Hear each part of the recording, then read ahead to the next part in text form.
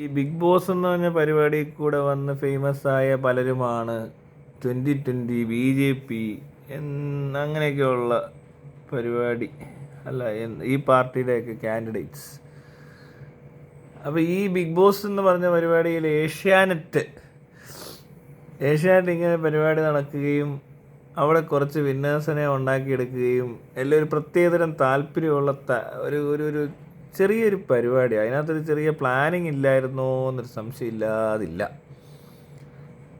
ആദ്യത്തെ സീസണിൽ കാര്യമായിട്ടൊന്നും ഇല്ല. രണ്ടാമത്തെ സീസൺ തൊട്ട് ചെറിയ പ്രശ്നമുണ്ട്.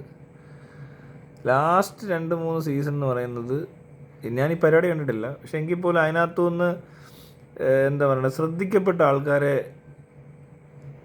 നോക്കിക്കഴിഞ്ഞാൽ അവരൊക്കെ BJPയുടെ കാൻഡിഡേറ്റ്സ് ആകാൻ വേണ്ടിയിട്ട് ഒന്ന് സെറ്റ് ചെയ്ത് കൊടുത്ത പോലില്ലേ. അല്ലെങ്കിൽ ഈ അഖിൽമാരാറെ പോലത്തെ ആൾക്കാരൊക്കെ എങ്ങനെയായി? ശരിയാ, ബിഗ് ബോസ് പോലത്തെ കൂതറ പരിപാടിയാണ്, എങ്കിൽ പോലും അവനെയൊക്കെ എന്തോ സംഭവം പോലെ ആക്കി മാറണമെന്നുണ്ട്. അവന് ചുറ്റും അത്രയും മണ്ടത്തരം നടക്കണം. അതിച്ചിരി കാര്യമായിട്ട് ഇടപെടാതെ പറ്റത്തില്ല. എവിടെ ചെന്നിരുന്നാലും ഈ വെടരത്തിനും പൊട്ടത്തിനും പറയുന്ന ഒരാളെ വലിയ സംഭവമാണെന്നും പറഞ്ഞ് സ്വയം പൊങ്ങികൾ നടക്കുന്നു. ഈ റോബിനൊക്കെ എന്താ ഐറ്റം. പിന്നെ ആരാ, രജിത് കുമാർ. ഇത്തരം ആൾക്കാരെ കുറച്ച് ഹൈപ്പ് അടിച്ച് ഒരു ലാസ്റ്റ് ഒരു 3-4 സീസൺ കാണും. അത് ശ്രദ്ധിച്ചാൽ മനസ്സിലാവും. ഞാൻ ഈ പരിപാടി കണ്ടിട്ടില്ലാത്തതുകൊണ്ട് എനിക്കറിയത്തില്ല വേറെ ആരൊക്കെയാണ് ഇതിനകത്ത് ഹൈപ്പ് അടിച്ച് നിൽക്കുന്നതെന്ന്. അതിലൊരു ചെറിയ പ്രശ്നമുള്ളതുപോലെ തന്നെ തോന്നുന്നുണ്ട്. ഇവന്മാരൊക്കെ അല്ലെങ്കിൽ വെറും തീട്ട വിലയുള്ള ആൾക്കാരാണ്. ഇതിനൊക്കെ ഒരുത്തൻ അലറും, ഒരുത്തൻ കുറേ വിഡിത്തരം പറയും. അപ്പോൾ അതിന് പറ്റിയൊരു പരിപാടി ആയിരുന്നോ?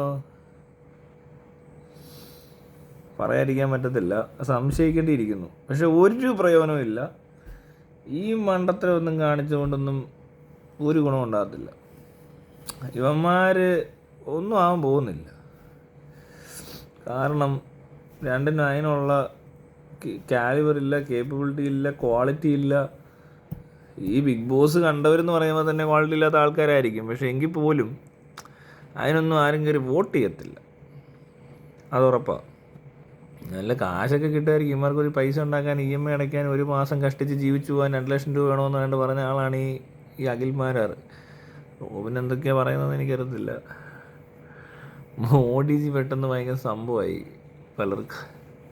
ഇനി അങ്ങോട്ട് അങ്ങനെ ഇവന്മാരെ ഒന്നും അടുപ്പിക്കാൻ കൊള്ളാതെ പിന്നെ വേറെ ആരുണ്ട് എന്ന് ചോദിച്ചാൽ ഇങ്ങനെയൊക്കെ തന്നെയാണ് ആദ്യമൊക്കെ. പക്ഷേ ഈ പ്രാവശ്യം BJPക്ക് കുറച്ച് സീറ്റൊക്കെ കിട്ടും കേട്ടോ, അത് യാതൊരു സംശയമില്ല. BJP കാര്യമായിട്ട് കേരളത്തിൽ നല്ല വർക്ക് ചെയ്യുന്നുണ്ട്. അപ്പോൾ അതിൻ്റെ റിസൾട്ടൊക്കെ ഉണ്ടാവും. പല സ്ഥലത്തും നല്ലപോലെ പണി നടക്കുന്നുണ്ട്. പിന്നെ ഈ പറഞ്ഞ CPM-ഉം കോൺഗ്രസ്സും ഒക്കെ വെറും കണക്കെന്ന് പറഞ്ഞാൽ ഇപ്പോൾ ഭയങ്കര കടകെട്ട സാധനങ്ങളെ കൊണ്ട് നിറച്ചേക്കുക. വൃത്തിയായിട്ട് കുറേ എണ്ണം ഒന്നിനും കൊള്ളാത്തവന്മാരെ പോലെ തോന്നിക്കുന്ന ആളുകളെയൊക്കെ പിടിച്ചുകൊണ്ട് വന്ന് ഇനിയൊരു പുതിയ ലീഡർഷിപ്പ് ഇല്ലാതെ ഈ 2 പാർട്ടിക്കും രക്ഷയില്ല. അന്ന് പിന്നെ അവന്മാർ ഒരിക്കലും ഒരുത്തിനും വിട്ടുകൊടുക്കത്തുമില്ല. അതുകൊണ്ട് മുടിഞ്ഞ് കുത്തുവാളെടുക്കത്തേ ഉള്ളൂ. ഈ ഗ്യാപ്പിന് ശരിക്കും പറയാമല്ലോ, BJPക്ക് സീറ്റ് കിട്ടണമെന്നുണ്ടെങ്കിൽ ഇവിടെ ഒന്നും പറയാതിരുന്നാൽ മതി, മിണ്ടായിരുന്നാൽ മതി. നിങ്ങൾ തന്നെ തമ്മിൽ തല്ലി അവർക്ക് ആ സീറ്റ് ഒപ്പിച്ചു കൊടുക്കും. സംസാരിക്കാൻ പോകരുത് ആരോടും.